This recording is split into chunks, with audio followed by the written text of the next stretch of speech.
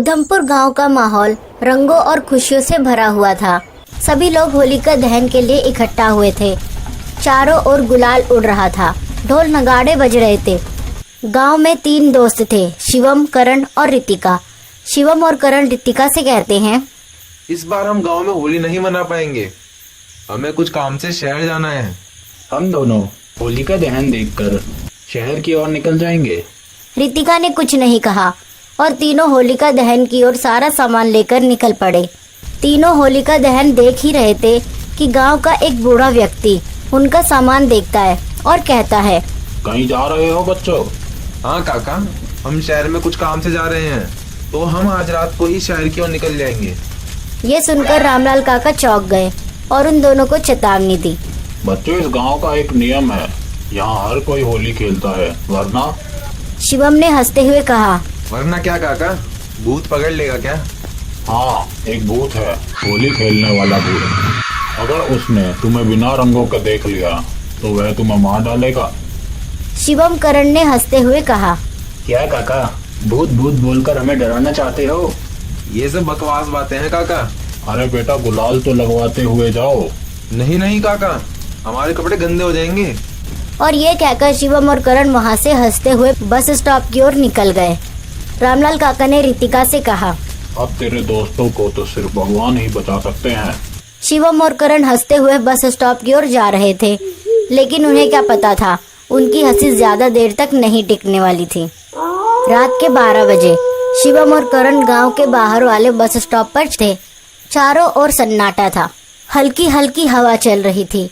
तभी पीछे से ढोल की आवाज आई। शिवम और करण ने पीछे मुड़कर देखा तो वहाँ कोई नहीं था और एक बार फिर से ढोल की आवाज आई। शिवम और करण ने पीछे मुड़कर देखा। एक आदमी सफेद कपड़ों में ढोल बजा रहा था, लेकिन कुछ अजीब था। वह आदमी पूरी तरह से रंगों से भरा हुआ था, लेकिन उसके पैर हवा में उल्टे लटक रहे थे। उसके मुंह से खून टपक रहा था। ये देखकर शिवम और करण दोनों डर से कांपने लगे। भूत ने खून भरी आंखों से उन्हें देखा और धीरे धीरे मुंह खोला और कहा, चलो मेरे साथ होली खेलो। शिवम और करण घबराकर पीछे हटने लगे। कौन हो तुम? मैं वही हूँ जिसे मरने से पहले होली खेलने की बहुत इच्छा थी। तभी भूत ने गुलाल की थैली उठाई और शिवम की तरफ उछाल दी। जैसे ही गुलाल शिवम के चेहरे से टकराया, वह जमीन पर गिर पड़ा और कुछ ही पलों में उसकी चमड़ी जलने लगी। करण चीखते हुए भागने लगा। भूत ने हवा में उड़ते हुए उसे पकड़ लिया और कहा, तूने होली नहीं खेली, अब तेरा रंग सिर्फ खून से होगा। और अगले ही पल करण का गला मरोड़कर भूत ने उसे मार डाला। रात से सुबह होते ही गांव के लोगों ने देखा कि दोनों की लाशें गांव के चौक पर पड़ी थी और उनके शरीर पूरी तरह लाल रंग से लथपथ थे। शिवम और करण की लाश देखकर रितिका रोने लगी।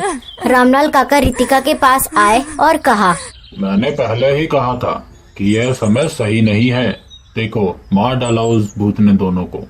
काका, कौन है ये भूत और क्यों मार रहा है लोगों को? रामलाल काका ने कहा, 50 साल पहले इस गांव में एक युवक था, गुलाब। उसे होली खेलने का बड़ा शौक था। हर साल वह गांव भर में सबसे ज्यादा रंग उड़ाने वाला लड़का होता था। लेकिन एक साल गांव के कुछ रईस लोगों ने उसे होली खेलने से रोका। तेरी जात छोटी है, तू हमारे साथ होली नहीं खेल सकता, जा निकल जा इस गांव से। उसका दिल टूट गया। उसी रात अगर मैं इस बार होली नहीं खेल पाया तो अगले वर्ष मैं जरूर खेलूंगा। तभी गांव के कुछ गुंडों ने उसे पकड़ लिया और पीट पीट कर मार डाला। गुलाब की लाश को जलती हुई होलिका दहन के अंदर फेंक दिया।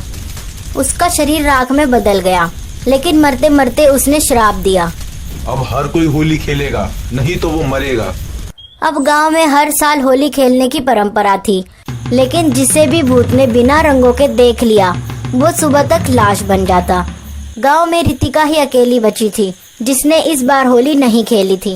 रितिका ने सोचा, अगर मैं इस भूत को रोकना चाहती हूँ तो मुझे गुलाब की आत्मा को मुक्त कराना होगा। वह गांव के तांत्रिक बाबा के पास गई। बाबा ने कहा, भूत को रोकने के लिए तुझे उसके साथ आखिरी बार होली खेलनी होगी। रितिका हिम्मत जुटाकर रात में गांव के चौक पर गई और जैसे ही घड़ी में 12 बजे भूत प्रकट हो गया। उसके हाथ में रक्त से सना गुलाल था। आज तूने होली नहीं खेली, अब तेरा भी वही हाल होगा जो तेरे दोस्तों का हुआ था। रितिका ने झट से एक थैली उठाई और गुलाब के चेहरे पर गुलाल मल दिया। भूत एक पल के लिए सिहर उठा। यह क्या किया तूने? रितिका चिल्लाई। गुलाब, तुझे मारने वालों को सजा मिल गई, तेरा बदला पूरा हुआ, अब जा मोक्ष पाले। जैसे ही भूत के चेहरे पर रंग पड़ा, वह धीरे धीरे हवा में घुलने लगा और कुछ ही पलों में गुलाब की आत्मा मुक्त हो गई। अब गांव की होली खून भरी नहीं, अब गांव की होली सिर्फ खुशी की होली थी।